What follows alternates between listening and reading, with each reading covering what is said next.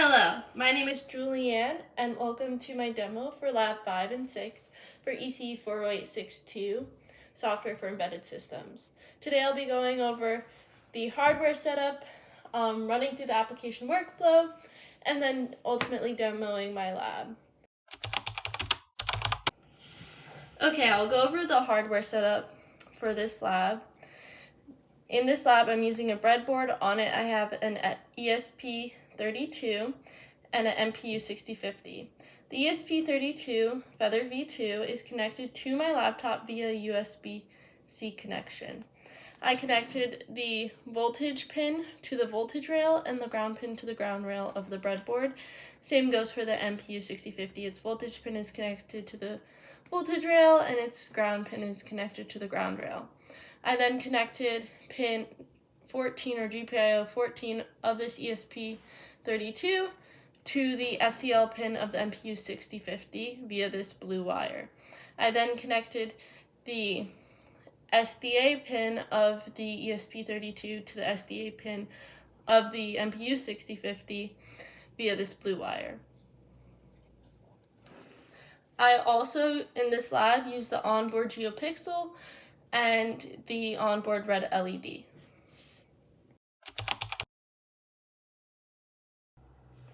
Okay, so hopefully you can see my terminal, which is what the ESP32 is seeing, along with my ThingSpeak chart, with field 1 being the sensor state.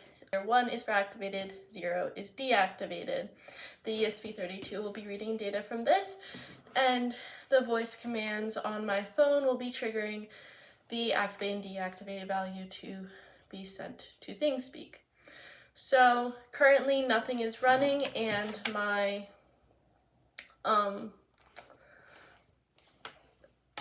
sensor is in a deactivated state. I'm going to go ahead and start the program. It is going to initialize the MPU 6050 and start calibrating it.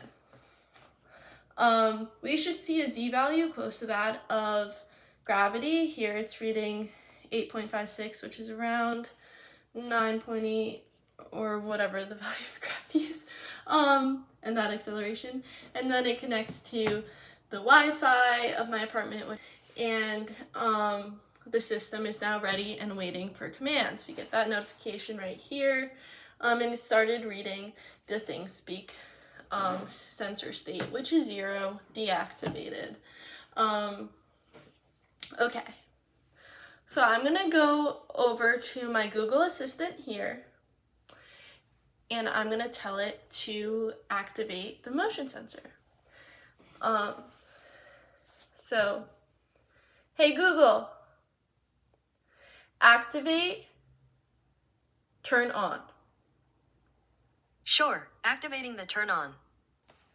Okay, so we see it activated here, and I've been testing it recently, but we see a new data point pop up over here. The time's 8:41, so it's a little bit after 8:30, which is when I gathered these data points. So the sensor state is now popped up to 1. That means it's activated.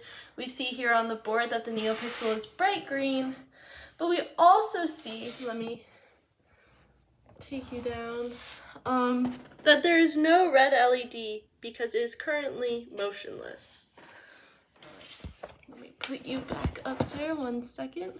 Okay, so I'm now going to open up my IFTTT app and move my motion sensor in all different directions.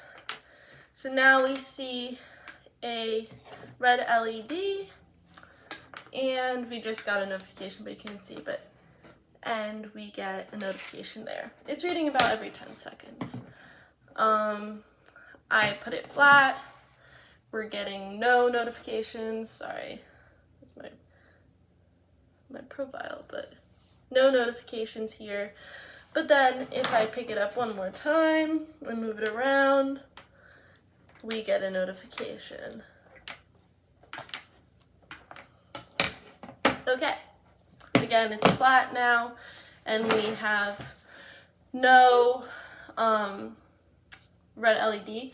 We also see over here that every time we're detecting motion and sending that notification, I'm also outputting the XYZ values that are included in that notification, which X values we're seeing is like 6.6, Y of 0.89 to 5.23, and Z values of 5.93, 4.16. So those values are changing with the motion. Currently, it's not reading any motion because it's flat on the ground, and it is just every 30 seconds here checking for the sensor state, which is activated. I'm going to go ahead and put it in a deactivated state, which is done by saying, okay, Google, activate, turn off. All right, activating the turn off. Okay. So now it's going to take a moment, but we're going to see ThingSpeak updates its channel's sensor state with a value of 0. And after that 30-second interval, it has checked, the ESP32 has checked ThingSpeak and has turned off the NeoPixel and outputted that the state is currently deactivated or 0 and the NeoPixel is off. And when I move it around, we see no red LED because it's not detecting any motion. It's deactivated and unarmed. And when I move it around, we're also not receiving any notifications to our IFTTT app. IFTTT app, whatever it's named. And that is showing the deactivated state. I'm going to activate it one more time and deactivate it one more time just to show that it works. Hey Google, activate, turn on. Got it. Activating the turn on.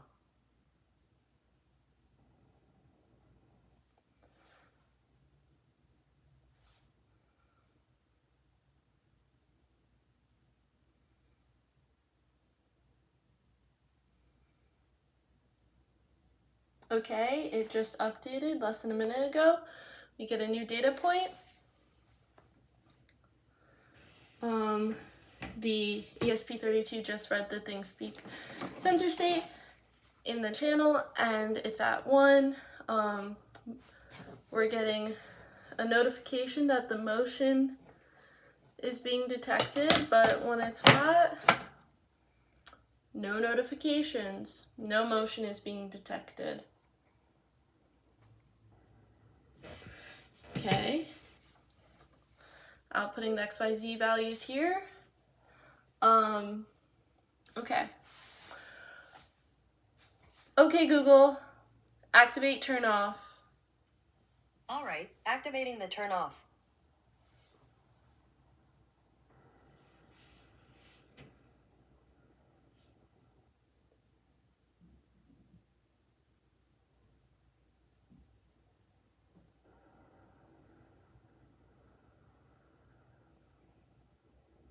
Okay, so we get a data value down here. The sensor's turned off. No red LED, no motion detection, and no notifications. That concludes lab 5 and 6. I will, in the next clip, show you the outputted values. Thank you. Okay, I just wanted to come on and just show this is the terminal output that was being output, the calibration, connection to Wi-Fi. Every 30 seconds I'm checking ThingSpeak. It's started in a deactivated state, activated, the motion detection, and the notification sent and the values that were sent in it. For X, Y, and Z, reading it's activated, reading it's off, activated again, the notification. And that is what our ESP32 is doing during this lab, and just the channel for sensor state, and the values for deactivated being 0 and 1, and this is just what's been occurring in my testing. Okay, thank you.